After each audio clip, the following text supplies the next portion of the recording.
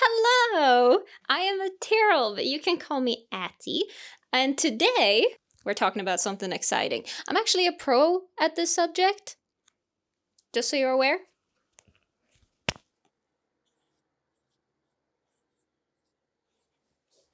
We're talking about boobies. If you can see that. I don't know if you can see that. Hopefully you can. But yes, I am a pro at this subject. Not because I have them, but because I love looking at them.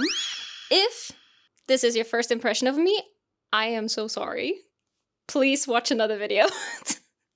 Fair warning, I'm gonna have to censor this video very, very heavily to appease the YouTube gods. Also, I am not fluent in English or Latin or any other languages I'm about to dip into. I am sorry in advance for offending anyone. I'm doing my best.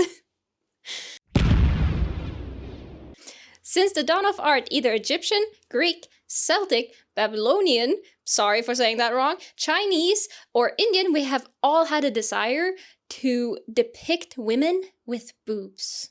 Large, small, old, they're all there throughout history. Ancient civilizations across the globe depicted large-breasted figures as representations of fertility. The ceramics of Valdivia in the modern-day Ecuador are thought to be from the year 3500 BC. That's old. And in the era of boobies, I got none. The native nations of North, Central, and South America weren't the only ones creating boobs from clay. Ishtar is a Mesopotamian goddess of war and sexual love. She was often depicted holding her boobs. It became so common that the stance was called the Ishtar stance among scholars. Ooh. This particular clay model is actually in the British Museum because, of course it is, why wouldn't it be? Now, this led me down a rabbit hole of the oldest bare-chested figure that I could find. I'm sorry, French people. This subsequently led me to go through the archives of the British Museum and the, I'm sorry, French people, Louvre? Louvre. I am now about to show you my favorites. This one, simply named Figure, is in Louvre. Sorry, French people, part 2. From Greece, from somewhere between 6500 5800 BC.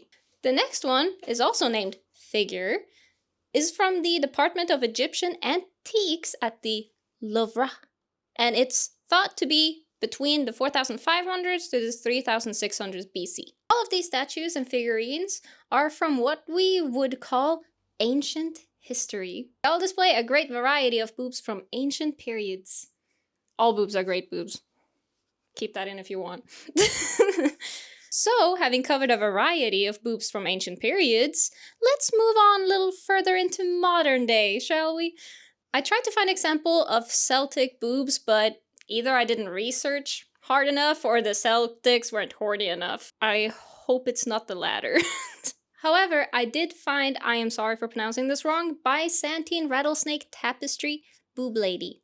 She's from around 400 AD, and I thought she was beautiful. Continuing our journey throughout the years, our next stop is everyone's favorite Western horny art period, the Renaissance, which typically covers the 15th and 16th centuries. We have painters like, wait, what?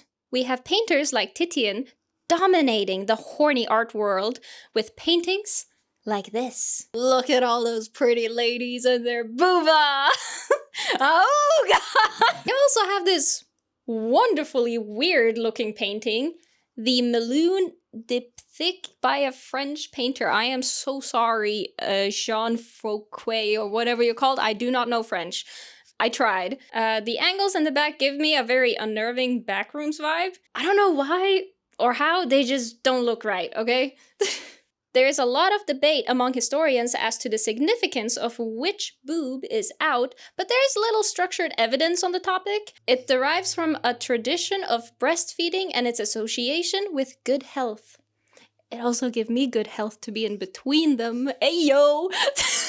A painting which seems to align with this argument is the Origin of the Milky Way, 1636, 37, Oil on Canvas by Rubens. However, I will not be showing this on screen, so feel free to Google that one. A good painting to note here, which has been the subject to meme culture in recent years, is Gabrielle de Estrés et un de sus war. I'm so sorry. Gabrielle de Estrés and one of her sisters. I tried. Sorry, French people. From 1594 by an unknown artist. I've done some tasteful censoring, but you get the idea.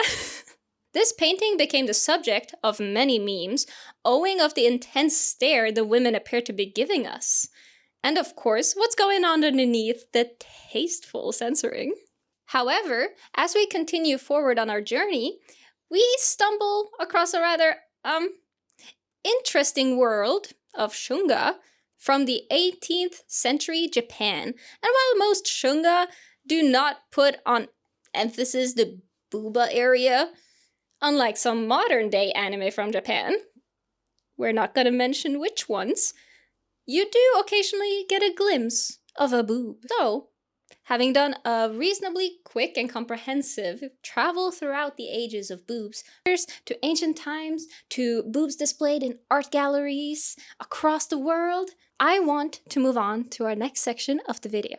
The great boob versus ass debate of the 21st century. How does one tackle such an extensive topic? Do I start from the beginning, all over again? How much time can I spend on the Kardashians alone? Do I talk about asses or boobs first? Are they even comparable? I am going to attempt to answer, solve, and explain all of these conundrums. Firstly though, let's talk about asses. Obviously, everyone is aware of the question, does my butt look big in this? But where did it come from, and when? The first instance, funnily enough, of this phrase being used according to Google's Ngram is 1991. Damn, some of you watching this might be older than that.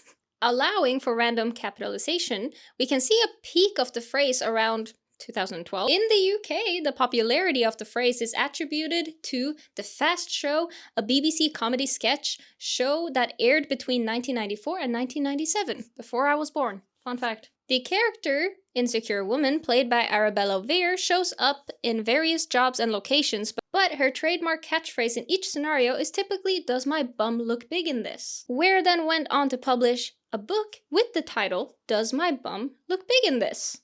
in 1998. I was curious to see if an Americanized version of the phrase would change the data, so I tried, "Does my butt look big in this?" To my surprise, it actually had its first use, according to Google, after the British version of the phrase. Damn, Brits were insecure about their butts first. So, must I go further back to explore the 21st century? Something I've noticed when watching older films is the lack of ass shots. Look, don't judge me, we all do it, we sneak a peek, okay? I want to present to you two films of the same genre. Sort of. One is from the mid-70s, the Rocky Horror Picture Show, and one, the 2024 horror sci-fi, The Substance. In The Substance, we see multiple ass shots. There are extended scenes of the actress Margaret, I'm sorry, I'm gonna mispronounce your last name, Qualley, who plays Sue, in a tight lycra from the back, what one might refer to as a full ass shot. Nice. I'll put a still of her in the outfit she's wearing during these scenes, and I think you can use your imagination to think of what the back looks like. Okay? You can just go watch the film. Free promo, I guess. I'm not going to go into the message of the film and why and how the actress is portrayed this way, but it does serve as a good example of how our asses are portrayed in the year of our Lord 2024, out proud and very much in your face. Now, let's take a look at Rocky Horror. Reasonably early on the film, the actress Susan Sarandon, who plays Janet, is stripped down to her underwear. Now, while I have multiple misgivings with the fit of her bra, it fits horribly, I want to draw your attention to what she wears on the bottom half. As was common in the 70s, as I've been told, she's wearing a slip skirt over her underwear. I feel like this gives a good insight as to the total lack of regard as there was before the 2010s. Sad era. There are no shots from the back, or even attempts as such. Some here might try to argue that the films are too different to compare, or that the intention of each film is different, and while yes, you might be correct, you can't argue that if Rocky Horror was made today, that it would be indefinitely hornier with significantly more ass than the original. Finally, I want to end this segment by talking about arguably one of the most famous asses to grace our screens. Of course, it's Kim Kardashian. Kim K's Break the Internet cover from Paper Magazine in 2014 really highlights the prevalence of ass and its stark contrast to the assless portrayal of the 70s. Some might argue here that her boobs are just as famous, especially with the controversy surrounding her sister Kylie Jenner and her rumored underage boob job. And of course, I'm not here to speculate on whether or not it's BBL, but you can't deny that this ass got power among the people. So, with all of this in mind, I have to say, in conclusion to the ass versus boob debate of the 21st century and being born on the right side of the millennium before the year 2000, sorry kids, I must say that I am undeniably a boobs girl. Because I mean thighs though, thighs that can smash my... So, my final part to truly round this video out, how boobs shaped gaming. Now, to truly give this part justice, I have to do a bit of history lessons with you all about the internet, forums, Rule 34, Blender, and gaming. Before the internet, as we covered previously, explicit content was pretty much limited to pamphlets, creepy mags your uncle was having too many of, and classic porno DVDs. Usually, these were created and distributed by providers whose sole job was to produce such content. With the invention of the internet and online forums hitting the world, now anyone sat in their bedroom on their computer with paint and an internet connection could make content and post it online for everyone to see. Some of the forerunners in online forums were Channel 2 and Newgrounds.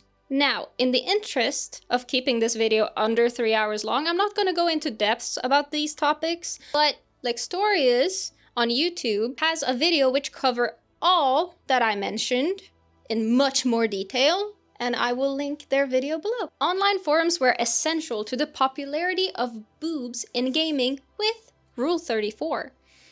Originally a meme, sprouting content from all walks of life, specifically and notably gaming. A commonly touted myth I have seen a lot during my research for this video is that Elizabeth from BioShock, and consequently the search for porn containing her character, led to groundbreaking new animation pipeline techniques which have today become part of professional workflows. Now, this did indeed sound too good to be true, so I did some digging. 3D animated porn games have been around since 1990s, with Illusion being one of the notable original companies. However, the real start of 3D boobs was Valve and its software Source Filmmaker.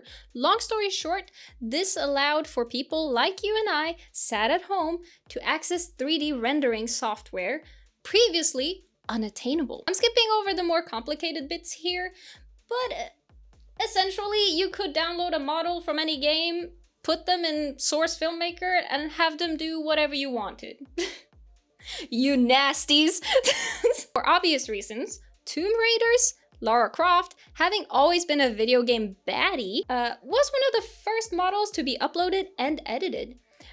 But back to Elizabeth. There was so much content being produced that in a Reddit AMA series, creator Ken Levine had a bit of a breakdown saying, "Seriously, whoever is doing the Elizabeth porn on DeviantArt, please stop it. You're killing me.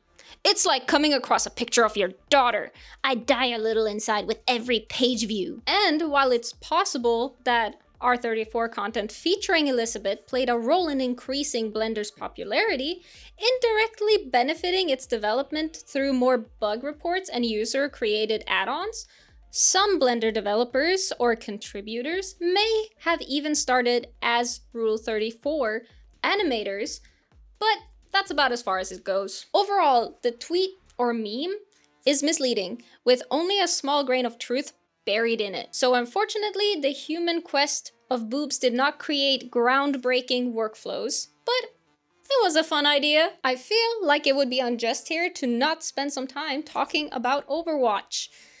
Is it potentially unfair to say that the only reason the game is popular is because all the characters are hot? Maybe. But is there a whole wiki page about adult content created of characters from the game? Yes. Blizzard's 2016 game Overwatch didn't just take the gaming world by storm and caused me to be addicted and play it 24/7 for 3 years straight. It also blew up in the world of fan-made adult content. The game's colorful, well-designed characters were basically irresistible to online creators, leading to a massive wave of explicit fan art. I mean, can you blame them? Have you seen Widow? People even ripped character models straight from the beta, tweaked them, and turned them into full-blown animations that spread all over the internet. At this point, if there's any mainstream game whose legacy is defined by boobs and adult content, it is Overwatch. Few games have had such a massive impact on adult fan content, with a community so thriving that we're talking hundreds of thousands of likes on social media posts, tens of millions of views on animations, and creators ranking in thousands a month on Patreon. The game itself crossed 60 million players by 2021. I was one of them. But the number of people who've seen content, easily way more than that. They took a pretty strict stance, sending cease and desist letters to major artists and websites. But let's be real. Trying to stop this kind of thing is like trying to hold back a tidal wave with a paper towel. It only takes a couple of searches to realize this too. With characters like D.Va having some, well-sculpted boobies. Speaking of boobies, I have to do some honorable mentions for games I personally have played. Alright, let's talk about Stellar Blade and Genshin Impact. Two games that I have definitely stirred up some controversy when it comes to character design, especially around... Did I say I? Did I just put the blame on myself as a horny person? I think I did. Damn. Look at me. I'm awful. Stellar Blade, previously known as Project Eve, immediately caught people's attention. And let's be real, a big part of that was because of the main character, Eve, and her very detailed character model. The game is going all in on a sleek sci-fi action style, but it is also not holding back when it comes to fan service. And boy do I know. Her design features an incredibly detailed model, including, you guessed it, boob physics. And not just any boob physics, but the kind that has people either cheering or complaining. And if you're complaining, get out of this video. Some fans love it, saying it's part of the game's aesthetics, but others says it's over the top and unnecessary. The controversy kicked up even more when Sony stepped in with their usual censorship policies, leading to speculation that some changes might be made to her outfit or model before launch. But as of now, she's still looking very much like a character designed with the Rule 34 crowd in mind, even though one of her outfits was censored. In case you didn't know, one of her outfits was brutally censored by Sony. Sony did actually censor one outfit, the bunny outfit. It got censored because it was too boob heavy. So they did step in, and a lot of people were upset about it, including me, because I never saw the original. Google it if you want to see it. Genshin Impact and the character redesign drama. Genshin Impact, a game that constantly finds itself in the middle of design debates. Some of its female characters, like Shanha, Rosaria, and Raiden Shogun, were originally designed with a very eye-catching outfit, only for MiHoYo to later tweak them, supposedly for cultural and censorship reasons. Rosaria, for example, had her original outfit altered to make her less revealing, which immediately sparked backlash from the players who felt the changes were unnecessary. Fun fact, I play Genshin Impact daily. I have her original outfit on and I refuse to put on the other one because the original is just so pretty and that's the one I'm gonna cosplay. I'm not gonna cosplay the new one. I don't like it, it's not cute. Let me show some ass cheek, I don't care. On the flip side, MiHoYo has also introduced characters that seem built for Rule 34. Just look at the characters like Eula or Yelan, both of whom have had an insane amount of fan art and animation made of them. And let's not forget the crazy reaction to Ganyu when she was first dropped. Her design was basically a magnet for both praise and, well, a ton of explicit content. I've also cosplayed Ganyu. The bigger picture, fan service versus censorship. This whole debate, whether it's Stellar Blade, Genshin Impact, or any other game, boils down to the same ongoing argument. How much fan service is too much? It's that attempts to tone things down usually just makes the fan community double down. And sometimes they push back even harder by making even more explicit content. At the end of the day, if a game has well-designed characters, the internet is going to do its thing, no matter how much developers try to avoid it. So, thank you for joining me on this tour of boobs, characters, ass, and classical arts. And thank you for letting me waste your time. This has been my April Fool's video. Happy April Fools, bitches! I hope I wasted your time on actual facts, because believe it or not, this is real. I'm the fool of it all, okay? Like and enjoy the video, I don't know. Thank you for wasting your time.